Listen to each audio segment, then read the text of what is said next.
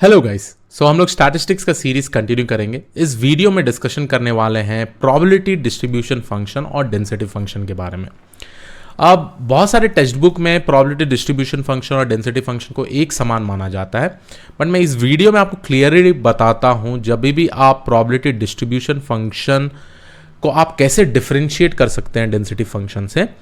और जब भी हम पीडीएफ बोलते हैं, पीडीएफ बोलेंगे हम लोग, बहुत सारा चीज जगह में हम देखेंगे, प्रोबेबिलिटी मास फंक्शन के बारे में भी सुनेंगे। तो इन दोनों के बीच में क्या डिफरेंस है, at the end of the day हमेशा याद रखिए जो प्रोबेबिलिटी डिस्ट्रीब्यूशन फंक्शन है ना, उसके भी बहुत सारे टाइप्स होते हैं। पहला टाइप, और प्रोबेबिलिटी डिस्ट्रीब्यूशन फंक्शन क्या डिनोट करता है, basically distribution of a data को डिनोट करता है कि आपका डेटा कैसे डिस्ट्रीब्यूटेड है। ठीक है, तो प्रोबेबिलिटी डिस्ट्रीब्यूशन फंक्शन में जो पहला टॉपिक आता है, जो पहला टाइप है, हम लोग स्पेसिफिकली उसको बोलते हैं प्रोबेबिलिटी डेंसिटी फंक्शन। ठीक है, प्रोबेबिलिटी डेंसिटी फंक्शन। और प्रोबेबिलिटी डेंसिटी फंक्शन को हम डिनोट करते हैं with the help of PDF. तो जब भी पीडीएफ बोलूं, आप प्रोबेबिलिटी डिस्ट्रीब्यूशन फंक्शन नहीं समझना है उसको, but instead probability density function समझना है। अब पीडीएफ के बारे में स्पेसिफिकली पहला जो इंपॉर्टेंट चीज नोट करना है, जब भी आपके पास कंटिन्यूअस रैंडम वेरिएबल होता है, कंटिन्यूअस रैंडम वेरिएबल, तब उसका जो डिस्ट्रीब्यूशन है वो स्पेसिफिकली डिनोट होता है पीडीएफ से, प्रोबेबिलिटी डेंसिटी फंक्शन से। अगेन मैं बोल रहा हूं, प्रोबेबिलिटी डिस्ट्रीब्यूशन फंक्शन का एक टाइप होता है प्रोबेबिलिटी डेंसिटी फंक्शन।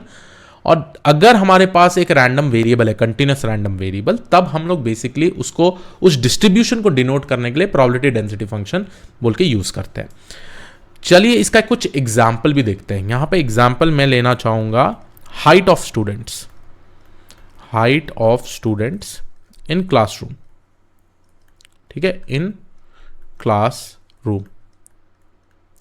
अब जब भी आप हाइट ऑफ स्टूडेंट्स देखते हैं तो हम लोगों को यूजुअली इस टाइप का नोटेशन, इस टाइप का बेल कर्व क्रिएट कर सकते हैं हम लोग। ठीक है, तो ये जो डिस्ट्रीब्यूशन होता है, ठीक है, ये distribution basically probability density function जैसा डिनोट करते हैं, क्योंकि एक्स एक्सिस में यहां पे आएगा height, in the y axis यहां आता है प्रोबेबिलिटी डेंसिटी। ठीक है, अब लेट्स से कि ये मेरा मीन वैल्यू है हाइट का 165 सेंटीमीटर, मैक्स प्रॉब्ली 190 तक जा सकता है। ठीक है, और यहां जो वैल्यूज होते हैं ये बेसिकली होते हैं कुछ डेसिमल्स में, हो सकता है 0.1, 0.2, 0.3, 0.4, 0.5। ठीक है, मैं बात करूंगा इस वैल्यूज के बारे में, प्रोबेबिलिटी डेंसिटी क्या होता है, क्योंकि इसका एक डिटेल्ड टॉपिक आएगा नेक्स्ट वाले वीडियो में, जहां पे मैं आपको समझाऊंगा प्रोबेबिलिटी डेंसिटी फंक्शन क्या होता है और प्रोबेबिलिटी मास फंक्शन क्या होता है और ये डेसिमल्स क्या डिनोट होते हैं। बट इस वीडियो में ये चीज समझिए कि जब भी कोई हम कंटिन्यूअस डेटा को, ऐसा डिस्ट्रीब्यूशन को इस डायग्राम में, और ये डायग्राम कैसे आता है, प्रॉब्ली आपको हिस्टोग्राम क्रिएट करना पड़ता है, और जब वो हिस्टोग्राम को स्मूदन करते हैं हम लोग, तो इस टाइप का डायग्राम बेसिकली डिस्प्ले करता है, राइट। तो ये दिखा रहा है how my data is distributed. ठीक है, अब इस सिनेरियो में हम लोग एक चीज, क्या टाइप के प्रॉब्लम सॉल्व कर सकते हैं। अब आपको एक आइडिया दूंगा मैं with respect to probability density function, बाद में हम लोग डिटेली समझेंगे अगले वाले वीडियो में कि ये डेसिमल्स कैसे कैलकुलेट होते हैं, वो सारा चीज। लेट्स से ये मेरा मीडियन वैल्यू है। ठीक है, अब मेरे पास एक क्वेश्चन आ सकता है, what is the probability of a random variable to be less than और इक्वल टू 155।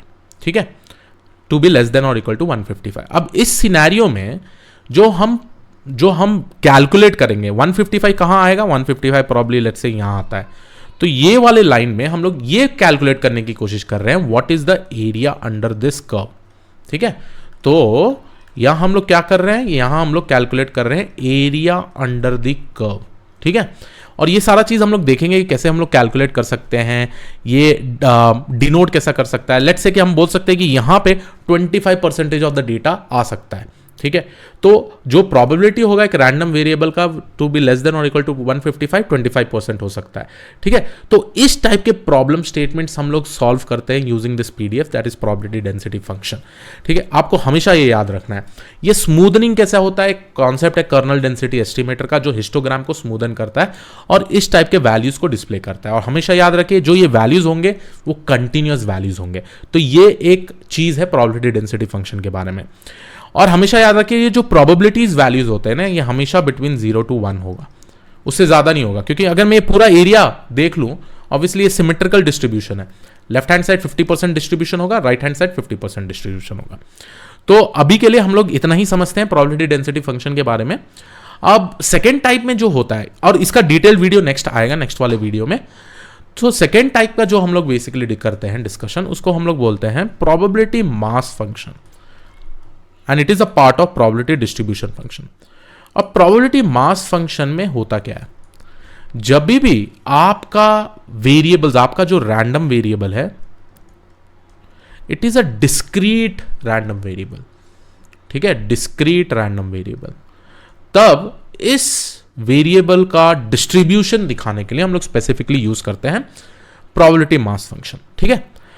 तो फिर से मैं रिपीट कर रहा हूं, अगर आपको डिस्ट्रीब्यूशन दिखाना है of a discrete random variable, तब आप स्पेसिफिकली दिखाएंगे प्रोबेबिलिटी मास फंक्शन। एक एग्जांपल देख लेते हैं हम लोग, रोलिंग अ डाइस, रोलिंग अ डाइस।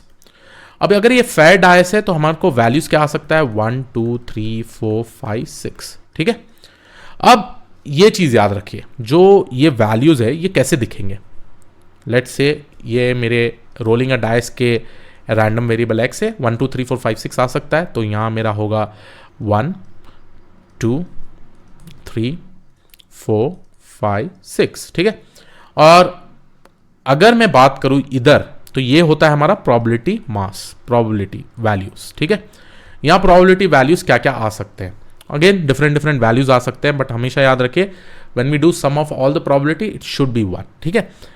अब इस सिनेरियो में जब मैं ये रोलिंग अ डाइस कर रहा हूं, फेयर डाइस कर रहा हूं, the probability of coming 1 is nothing but 1/6, है ना, क्योंकि हमारे पास 6 ऑप्शन है, उसमें से एक आ रहा है तो 1/6 है। ऐसे प्रोबेबिलिटी ऑफ 2 भी 1/6 होगा।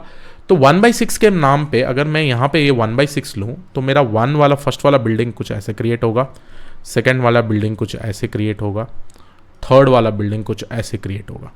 तो इस टाइप में स्पेसिफिकली जो हमारा बनता है, जो हमारा प्रोबेबिलिटी, और इस स्पेसिफिक चीज को, इस इनिशियली तो हम लोग ने ये हिस्टोग्राम बना दिया, राइट, बट बाद में अगर हम इसको स्मूदन करते हैं तो आप ये देख पाएंगे ये एक प्रोबेबिलिटी मास फंक्शन बनता है, और ये डिस्क्रीट रैंडम वेरिएबल के लिए होता है। अब इसमें हम कैसे टाइप के क्वेश्चंस प्रोबेबली डिराइव कर सकते हैं। अब मेरा क्वेश्चन ये रहेगा, what is the probability of a random variable to be coming with less than और इक्वल टू 4, ठीक है।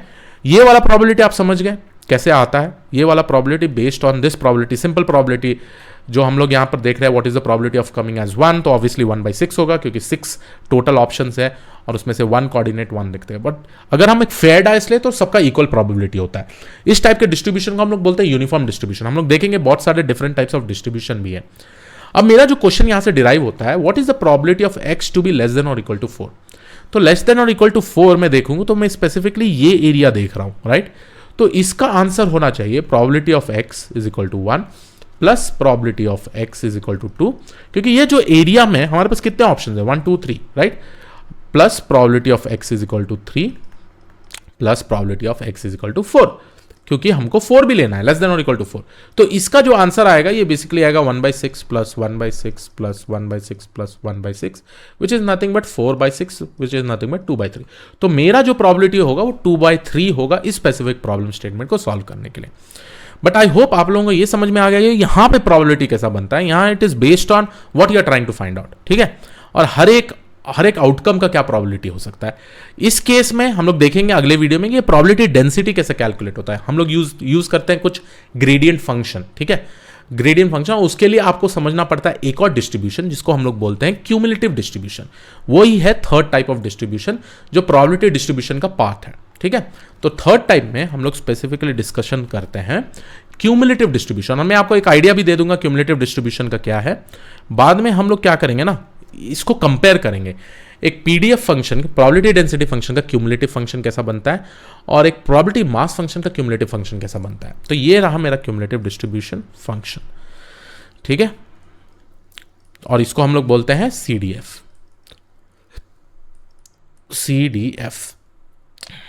ठीक है। अब यहां पे हम लोग देखेंगे, लेट्स से कि मेरे पास एक पीडीएफ फंक्शन है कुछ इस तरीके का। तो ये मेरा पीडीएफ है, लेट्स से कि मेरा मीन जो है 165, ये मेरा x रैंडम वेरिएबल है और यहाँ मेरा प्रोबेबिलिटी इज वैल्यूज है, जैसे हो सकता है 0.2, 0.3, 0.4, 0.6, ऐसे कुछ हो सकता है। आप टेंशन मत लीजिए ये प्रोबेबिलिटी वैल्यूज कैसे आया मैं आपको समझाता हूं, ठीक है, अगले वाले वीडियो में, जहां पे हम स्पेसिफिकली बात करेंगे probability density function, cumulative distribution function के बारे में। अब जब भी हमारे पास ऐसे टाइप का पीडीएफ फंक्शन होता है तो हम इसको कंस्ट्रक्ट कर सकते हैं in the form of cumulative density function.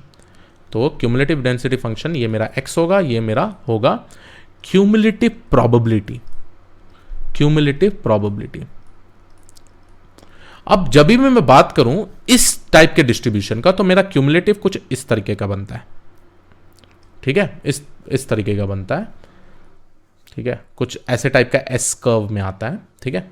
अब ये स्पेसिफाई क्या करता है, देखिए आप, ये जो मेरा मीडियन पॉइंट है ये 165 है और यहां पे जो क्यूमुलेटिव प्रोबेबिलिटी बनता है ये बनता है 0.5। क्यों मैं 0.5 बना रहा हूं, क्योंकि लेट्स से कि मैं यहां पे ये जो मीन है मेरे को पता है ये दोनों साइड का सिमेट्रिकल है, ठीक है, तो ये part actually 50% of the distribution basically hold करता है।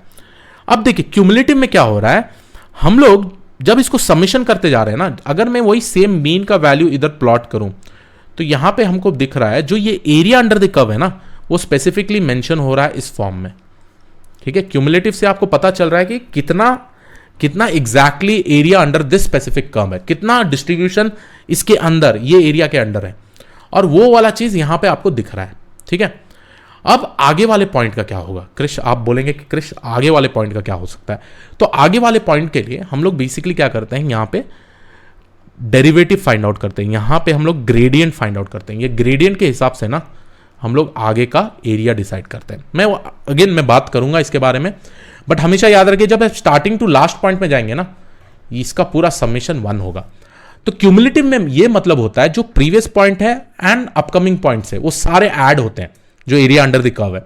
लेट्स से कि मेरा इतना एरिया कितना है, अगर मैं एक और वैल्यू लूं समवेयर हियर 155, तो लेट्स से कि ये 155 में मेरा जो ये एरिया अंडर द कर्व है समवेयर अराउंड 25% डिस्ट्रीब्यूशन रखता है। Let's say from 0.25% of distribution that is 25%, 0.25 हम लोग डेसिमल में बोलते हैं। तो लेट्स से कि ये मेरा 155 एरिया है, ठीक है, ये मेरा 155 पॉइंट है। तो अगर मैं इसको कंस्ट्रक्ट करूं तो ये मेरा आंसर यहां पे 0.25 आना चाहिए। तो क्यूमुलेटिव इन शॉर्ट ये बोल रहा है कि हर एक पॉइंट से आप क्यूमुलेटिवली ऐड कर रहे हैं और area under the curve distribution find out कर रहे हैं। बट स्टिल अभी क्वेश्चन ये रहा कि प्रोबेबिलिटी हम लोग कैसे फाइंड आउट करेंगे कोई भी एक पीडीएफ या पीएमएफ फंक्शन का। पीएमएफ फंक्शन का ऑब्वियसली हम लोग ने देख लिया है, बहुत ही सिंपल है, प्रोबेबिलिटीज जो आउटकम के होते हैं वो कैलकुलेट कर सकते हैं। बट प्रोबेबिलिटी डेंसिटी के केस में कुछ अलग तरीके से हम लोग ये वाले वैल्यूज डिफाइन करते हैं और उसके लिए यूज होता है ये ग्रेडियंट, ठीक है। तो ये वाला चीज हम लोग बात करेंगे अगले वीडियो में। बट आई होप आप लोगों को एक आइडिया मिल गया कि how many different types of probability distribution functions are there. एक है पीडीएफ, एक है प्रोबेबिलिटी मास फंक्शन जिसको हम लोग पीएमएफ बोलते हैं यहाँ पे, ठीक है, और एक है सीडीएफ जिसको हम लोग बोलते हैं क्यूमुलेटिव डिस्ट्रीब्यूशन फंक्शन, ठीक है। क्यूमुलेटिव मतलब we are just adding up, we are just cumulatively we are just adding up with respect to the previous area under the curve, ठीक है। तो आई होप आप लोगों को ये वीडियो पसंद आया हो। मैं मिलता हूं आपको अगले वीडियो में जहां पे हम लोग डिटेली प्रोबेबिलिटी डेंसिटी फंक्शन के बारे में समझेंगे। Thank you, take care.